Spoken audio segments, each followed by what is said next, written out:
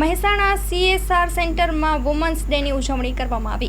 મહેસાણાના મેવડ ગામ મુકામે કિસાન ભરતી એજ્યુકેશન કેમ્પસમાં કંપની અને પીપલ ટ્રી ફાઉન્ડેશન દ્વારા સંચાલિત બહેનોને રોજગાર મળતું CSR તાલીમ કેન્દ્રમાં આજરોજ વુમન્સ ડેની ઉજવણી કરવામાં આવી અને મુખ્ય અતિથિ તરીકે Shri Rekhaben Joshi, additional public prosecutor અને assistant government pleader Mehsana district court આ કાર્યક્રમમાં ઉપસ્થિત રહ્યા હતા।